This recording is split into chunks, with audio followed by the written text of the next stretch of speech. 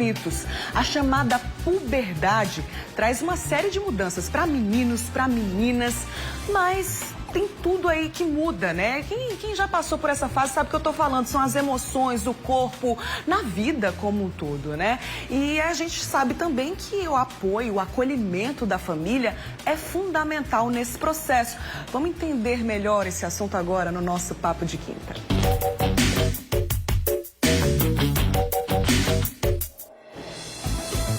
Trio formado do jeito que eu amo. Aqui no estúdio eu recebo a ginecologista Andréa Larissa, o sexólogo André Memória. Sejam bem-vindos de volta. Bom dia pra vocês. Olá. Bom dia. Bom dia. Vamos falar sobre puberdade hoje. Então, atenção, pais, mães, adolescentes, avós, avós.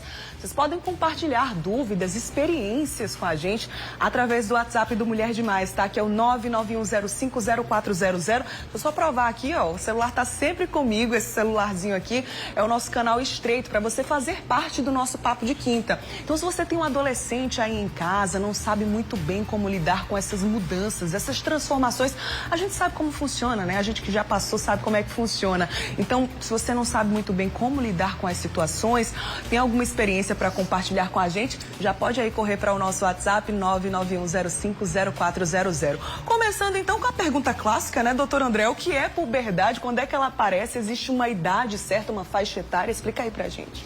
Olha, a puberdade, ela é um fenômeno, né? Ela vai dar o sinal de que os hormônios começaram a ser ativos em meninos e meninas. E realmente, das meninas, elas podem acontecer a partir dos 8 anos de idade até os 15. Então, a gente fala, é porque a menina tem a mudança. Então, gente, é cedo mesmo a puberdade. Então, depois dos 8 anos, já é uma época correta. Abaixo dos 8 anos, ela é precoce. É preciso também a gente atentar para essa idade. E as meninas realmente, aquele discurso que a gente escuta, os meninos são bobos porque é um ano mais tarde do que as meninas, sim, né? E é interessante observar que são fenômenos que acontecem no qual a menina é visível a primeira alteração, que é o surgimento do broto mamário. Já nos meninos não é visível, porque é o aumento dos testículos. E aí vem aquelas alterações no corpo que meninos e meninas têm que se lidar e se deparar com aquelas mudanças. São muitas mudanças, né? Físicas, emocionais, o surgimento dos pelos, às vezes muitas espinhas aparecem no rosto também. Mas falando sobre mudanças emocionais, André, o que acontece assim no nosso organismo, na nossa mente? Por que até os pais chamam, meu filho é aborrecente, né? Tá sempre irritado, aborrecido. O que acontece? Sim, as mudanças hormonais, elas causam várias variações emocionais também, né? E é importante os adultos entenderem que aquela aborrecência não é uma agressão ao adulto, ao pai ou à mãe, né? É natural do ser humano. E aí vem com conflitos que são da vida também. Tô gostando daquela menininha, daquele menininho. E os conflitos corporais, a gente aborda aqui várias vezes, né, sobre em relação ao corpo, se tá magro demais ou se engordou. Tudo isso altera as emoções, o fisiológico vai influenciar diretamente na mente daquela criança e adolescente. E aí os pais têm que conversar, o que você está sentindo, como, por quê, para entender. Cada jovem é único, cada menina, cada menino vai agir de uma forma.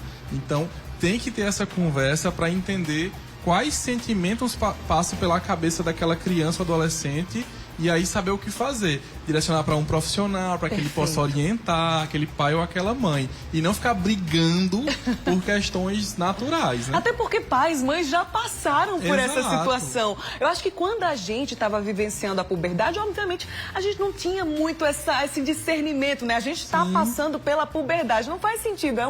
É uma característica natural, uma fase natural, né, doutora Andréa? Sim, é uma fase natural e uma coisa que eu gosto de chamar a atenção é que os fenômenos, eles já começam numa idade cedo. A mãe costuma, os pais responsáveis, se preocupar com a menina com a menstruação. Só que a puberdade já começou muito antes. O broto mamário, os pelos já surgiram. Então, não espera chegar a menstruação. Eu gosto de dizer a idade média. Nas meninas, com 9,7 anos, é a média no Brasil que surge o broto mamário. Tá? E a menstruação são 12,2 anos. Então, a gente não pode perder cerca de 2 anos e meio de estar junto dos nossos filhos, de estar junto da nossa filha. E não é esperar aquele menino criar barba né? A alteração do corpo, do testículo, ele algumas vezes vai se achar até com alteração física, achar que é anormal, porque Sim. se o testículo cresce e o pênis não, ele fala, nossa, tem alguma coisa errada. Então, estar junto é educar. E eu gosto de dizer muito que esse assunto para esse momento é assunto para esse horário. Por quê? Porque a gente não pode deixar os nossos adolescentes vulneráveis a não ter educação sexual. Perfeito. E aí, pelo menos na minha época, não existia assim, esse contato tão constante com as redes sociais, com o celular, né, André?